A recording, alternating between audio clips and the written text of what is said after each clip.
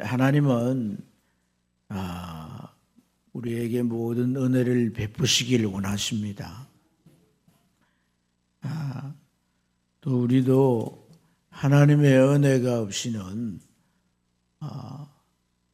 육신적으로는 살지 몰라도 영적으로 살아갈 수가 없습니다. 그래서 하나님의 은혜를 값없이 준다라고 하는 것은 그만큼 하나님께서 할 수만 있던 모든 사람들의 은혜를 받고 새로워지고 이 땅의 삶을 하나님 보시기에 합당한 삶을 살아가도록 하기 위함인데, 바울 사도는 고린도후서 6장 12절에 이렇게 말합니다. 은혜를 베풀 때 너를 듣고 구원의 날에 너를 도왔다. 보라, 지금은 은혜 받을 만한 때요 또 구원의 날이로다. 그러니까 은혜 시대란 거예요. 은혜 시대를 주님이 천명했고 또 사도들은 이렇게 하나님의 은혜 시대다 이렇게 말합니다. 그래서 우리가 신앙생활을 하면서 하나님의 은혜라는 말을 많이 쓰잖아요. 근데 이런 하나님의 은혜가 우리에게 분명 주어져야 되는 거단 말이에요. 근데 이 은혜라고 하는 것은 회개가 없이는 오지 않아요. 하나님의 은혜는 거룩한 것이고 하나님께로부터 오는 것이기 때문에 이 회개라고 하는 통로가 만들어지지 않으면 안 되는 거예요. 회개라고 하는 것을 통해서 내가 은혜 받을 만한 상태가 되어야 되는 거예요. 그래서 우리가 이 구원도 또 우리의 회복도 치유도 우리 삶의 형통도 하나님 주신 모든 것들이 이 회개를 통해 오는 거예요. 사단은 귀신들을 통해서 우리로 하여금 회개하지 못하게 해요. 우리가 하나님 앞에 그 회개만 하면 하나님과의 관계가 회복되어서 하나님의 그 필요적절한 은혜가 임할 줄을 알기 때문에 회개하지 못하게 해요.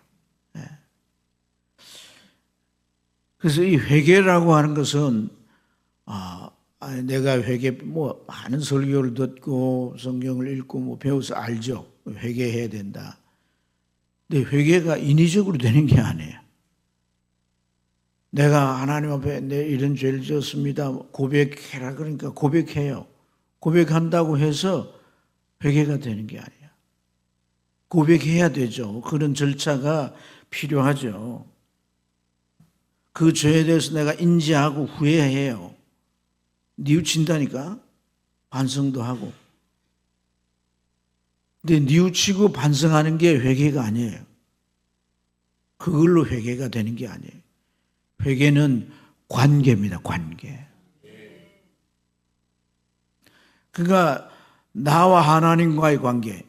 내가 하나님 앞에 돌이키고자 하는 것도 있어야 하지만 하나님이 받아주셔야 되는 거예요. 하나님이 나의 회개를 받아주셔야지 그 관계가 뭔가 이제 맺어지게 되는 거고 그 관계 속에서 정상화가 이루어지는 거란 말이에요. 내가 일방적으로 회개한다고 하나님이 안 받아주시면 그 회개가 성립이 안 되는 거예요. 이거 알아야 되는 거예요. 우리가 굉장히 중요한 거예요. 그래서 하나님이 받아주시는 그런 단계에 이르지 못하고 내가 회개됐다.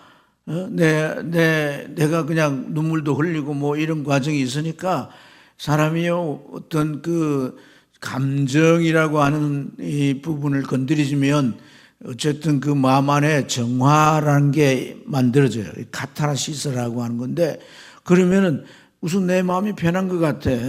그러니까 회개가 된 것 같아요. 그래서 하나님도 나를 받으시는 줄 안단 말이에요. 근데 중요한 것은 하나님의 은혜가 와야 되는 거예요. 하나님의 은혜가 오면요, 우리가 어떤 회복이 일어나냐면요, 하나님에게 하나님에 대한 사랑이 회복되어서 하나님을 열렬히 찾을 수밖에 없어요. 이건 진짜 그 회개를 통해 관계가 회복된 사람만이 할 수 있는 말이에요. 내가 진짜 회개가 되지면 그때부터 뭐 하나님 뭘 그렇게 찾게 돼요. 시도 때도 없이 하나님 찾습니다. 하나님의 깊은 품으로 들어가게 돼요. 네. 그런 것들이 내게 이루어지지 않으면서 내가 그냥 내 마음만 편하다고 회개했다고 그렇게 자위하는 거예요. 자위. 네, 자위. 우리가 가룟 유다가 회개했을까요? 회개하지 못했을까요? 회개하지 못한 거예요. 뉘우쳤잖아요. 그죠? 그리고 어떻게 합니까? 그 예수님 판 돈을 갖다가 되돌려 주잖아요. 그렇게까지 해요. 그 회개라고 할 때 우리가 삭개의 회개가 그런 거잖아요. 내가 누구 토색 관계에 있으면 내 배나 갚겠습니다. 율법을 따라 갚겠다는 거예요. 가룟 유다 그걸 갚았어요. 회개 안 하고 하나님의 은혜가 안 와요. 그래서 어떻게 되는 거예요? 자살하고 마는 거예요.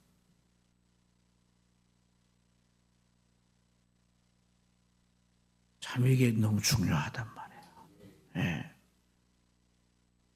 그러니까 우리가 심리적으로도 그런 거예요. 이 죄라고 하는 것은 수치심을 자꾸 유발하기 때문에 스스로도 내 안에서 그 유발하는 자꾸 유발되는 그 수치심을 어떻게 해결해 보기 위하여서 내가 만약에 교인이라면 신앙생활하면 성경을 들은 게 있기 때문에 뭐 하나님께서 우리에게 은혜를 주시고 어렵게 하시고 뭐 하는 그런 것들로 자꾸 자기를 합리화시켜요.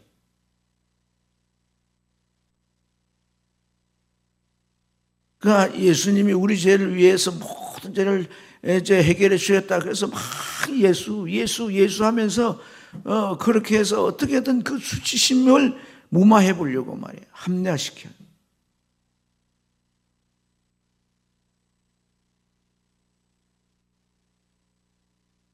근데요, 정말 우리가 하나님 앞에 나아가는데 필요한 건 뭐냐면 죄에 대한 충분한 자책이 필요해요. 자책이. 죄에 대해서 내가 충분히 이 죄로 인하여 짓눌려 보는 그런 아픔이 있어야 된단 말이에요. 예? 그런 어떤 과정이 없이 그냥 막 입으로 그냥 고백하고 막 그렇게 해서 뭐 자기 이 슬픔에 빠져가지고 그렇게 해서 그 해결됐다고 그렇게 되는 게 아니에요. 중요한 것은 하나님도 그 죄에 대하여 충분히 이 죄를 괴로워하고 고통스러워하고 하기 때문에 하나님께서 그걸 받으시고 하나님이 용서해 주시는 그런 은혜가 와야 돼요. 그러니까 여러분 우리가 죄에 대하여서 반응하는 것에 대하여 하나님이 보시는 거예요. 어떻게 보시냐? 아합이라고 하는 왕은 북왕국 이스라엘 망하게 하는 주범이에요. 남왕국 유다를 망하게 했던 주범은 므낫세고 얼마나 우상숭배예요. 근데 그 아합에게 하나님은 은혜를 내리시는 거예요. 아합이 그의 죄 때문에 베옷을 입고 죄를 뒤집어 쓰고 그렇게 이 궁에서 왔다 갔다 이렇게 합니다. 그래서 하나님이 그 모습을 보고 아합에게 은혜를 베푸시는 거예요. 그런 악한 자일지라도 우리가 정말 어떤 면에 그 죄를 자책하는 그런 과정을 가지는 것이 하나님 앞에 중요하다는 얘기예요. 중요하다. 그런 과정이 없기 때문에 많은 그리스도인들이 회개했다고 하지만은 정말 하나님 앞에 그 관계가 온전해지지 못해서 신앙생활이요 뭔가에 자꾸 이 외식 그 하나님의 은혜가 임하지 않는 그런 뭔가 자꾸 그 벽이 쌓여진 가운데 신앙생활이 계속돼요.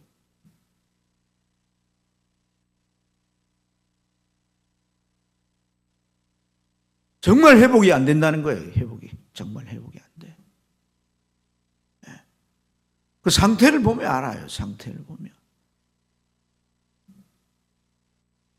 영적 치유 자체가 안 되는 거예요.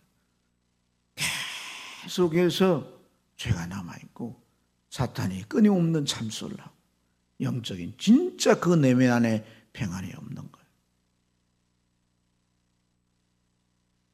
네. 왜 그런 줄 아세요? 이걸 알아야 돼요. 예레미야 17장 1절을 한번 찾아봐요. 자, 크게 한번 읽어봅니다. 시작. 유다의 죄는 금강석 끝을 필로 기록된 그들의 마음판과 그들의 제단불에 새겨졌다. 죄는 사건으로 끝나는 게 아니에요. 여러분, 죄 얘기하면은 처음 교회 나와 죄 얘기하면 막 듣기 싫어요. 근데 우리가 신앙생활 하는 사람도 죄 얘기하면 막 듣기 싫고 귀를 닫아보려고 하고 얼굴 돌려버려요. 근데 죄에서 자유함을 얻으면 아무 상관이 없어지게 되거든요. 자유함이 왜 얻어지지 않느냐? 죄를 고백하고 회개했다고 하지만 여전히 내 마음판에 새겨져 있는 거예요. 나에게는 내 마음판에 새겨져 있고 하나님에게는 어디에? 제단불에 새겨져 있어요. 이게 왜 어떻게 지워지냐면요. 피입니다. 피. 예수의 피. 예수의 피. 그러니까 예수의 피가 그래서 구약 시대에 속죄제사를 지낼 그 대상인 그 속죄제사의 제물인 그 짐승의 피를 받아가지고 이 제단불에 고개 들어 눈 뜨고 제단불에다가 바르는 거예요. 제단불에. 제단불에. 우리가 새벽에 이렇게 나올 새벽기도 이 특세도 준비가 돼야 돼요. 준비가 돼. 준비를 해야 돼. 내가. 아멘. 저녁에 늦게 자고 뭐 이렇게 못해요. 그러니까 이 자리에 앉아 졸기나 하는 거예요. 그리고 기도도 충분히 해야 돼요. 다른 시간 내가 좀 줄이고 기도 시간을 가져야 돼요, 여러분. 그냥 와서 설교 듣고 뭐 이렇게 가서는 안 되는 거예요. 나와 하나님과의 관계, 그 관계를 자꾸 만들어가는 시간이 필요한 거예요. 그 관계를 준비하고 그런 관계를 만들어가는 그런 시간이 필요한 거예요. 내가 세상에 육신의 스케줄을 다 하고 못해요. 이런 것들이 우리 안에 이 과정 속에서 이루어져야 된단 말이에요. 아멘. 그렇기 때문에 그런 게 안 되면 시간이 가도 아무런 미동이 없어요. 변화가 없어. 네. 그래서 여러분, 이 재단에다가 그 재단불이 내 귀퉁이에 있거든요. 그 재산이 그 피를 바르는 거예요. 사람들이 제일 아도나이 같은 사람은 가서 재단불을 잡잖아요. 죄가 없으면 하나님이 그걸 살려주지만 죄가 있으면 죽나 그랬거든요. 그래서 보호를 받기 위해서 그렇게 한단 말이에요. 이 재단불에 그의 죄가 새겨져 있다 이 말이거든. 그 피를 바를 때 하나님에게서 나의 죄를 용서하시고 내 안에 내 마음판에 새겨진 죄를 예수 피를 그에게 주셔서 그 피의 효용이 죄를 씻어내는 거란 말이에요. 그러니까 이 과정이 있어야 되니까 자체의 시간이 필요한 거예요. 그래서 여러분 고린도 후서에 보면 하나님이 기뻐하시는 근심은 구원을 받게 하는 회개에 이른다. 하나님이 기뻐하는 근심이 있고 세상적인 근심이 있고 하나님이 기뻐하는 근심이 있단 말이에요. 그 근심, 이 근심 자책을 하는 거죠. 그게 있어야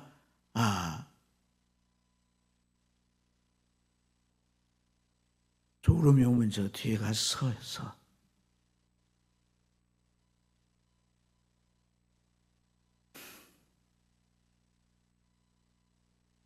그런 근심은 회개에 이르게 하는 근심이라 그랬어요. 그러니까 우리가 여러분 신앙생활이 제대로 돼야 돼요. 제대로. 아멘. 자꾸 포장되는 거 이거 말고 정말 어떤 면에서는 시루라기 하나 걸치지 않는 내 실체가 하나님 앞에 서야 되는 거예요. 아멘입니까? 그래서 하나님으로부터 내가 새로워지는 이런 시간이 필요한 거예요. 그래서 이렇게 되는 회개는요, 성령에 의해서 되는 회개란 말이에요. 그래서 여러분 오늘 이 말씀에도 뭐라 해요? 성령이 오시면 네 죄를 뭐 한다는 거예요? 예? 오늘 읽은 죄에 대하여 책망한다 그랬단 말이에요. 죄와 의의 심판에 책망한다. 그러니까 성령에 의해서 책망이 되니까 어제 나눈 말씀 가운데 베드로가 설교를 하는 거예요. 성령 충만하게 설교를 하는 거예요. 그러니까 그 설교를 들었던 그 사람들이 어떻게 돼요? 예? 마음에 찔렸다는 거예요. 찔렸다. 마음에 찔려서 형제들아 우리가 어떻게 하면 되겠냐? 이게 자책인 거다. 이게 영적 근심인 거예요. 너무너무 괴로운 거예요. 예. 그래서 회개해라. 복음을 들었으니 회개해라. 회개해라. 그들이 순종과 회개를 시작할 때 누가 역사하는 거예요? 성령이 역사하는 거예요. 흘리신 주님의 피가 그 마음판에 막 뿌려지게 될 때, 흘러 들어가게 될 때 마음판에 죄가 지워지는 거예요. 죄에서 진정한 자유함을 얻는 거예요. 하나님 앞에서의 그 죄, 죄단불에, 영적 죄단불에, 저 천성의 죄단불에 새겨진 그 죄도 깨끗이 씻어서 나오는 거예요. 그래서 모든 관계가 깨끗하게 정화돼서 하나 되는 거예요. 그래서 하나님 앞에 돌아오는 거예요. 내가 돌아와지나요? 안 돌아져. 하나님 앞에 안 가져는 거예요. 그런데 이 죄가 해결이 되면 정말 내 마음판에 그리고 하나님의 재단불이 해결되면 하나님 앞에 가고 싶어서 내 마음이 그냥 달아요. 달아. 하나님 앞에 더 있고 싶고 그렇게 되어지는 거예요. 여러분. 그 회개가 하나님 앞에 돌아오는 거잖아요. 그죠? 회개가 하나님 앞에 돌아오는 거기 때문에 내가 그냥 틈만 있으면 교회 와서 앉아있고 막 앉아서 울고 막 하나님 앞에 어떻게 내가 하나님 그 하늘에 갈 수는 없으니까 막 성전에서 어떻게 청소도 하고 뭐 어떻게든지 하나님을 기쁘시게 하는 일을 막 그렇게 찾고 막 애쓰는 거예요. 예배 드릴 때마다 막 먼저 와가지고 예배 자리에 앉아있고 그 예배 드릴 때 막 감기에서 혼자 울고 막 그렇게 되어지는 거예요. 그게 하나님 앞에 돌아와지게 되는 거단 말이에요. 그렇게 돌아와지게 되는 거예요. 그게 회개인 거예요. 그게 회개. 이런 회개가 되어지는 거예요. 이런 회개가 될 때 내가 성령을 받았지만 충만해지게 되어지고 성령이 임하여서 우리를 완전히 새롭게 하시는 거예요. 기도하십시다. 하나님, 이런 상한 심령, 통회하는 마음을 부어주세요. 이런 회개가 내 안에 이루어지게 해주세요. 우리가 그걸 기도해야 되는 거예요. 아멘. 우리 주여 삼창 기도합니다.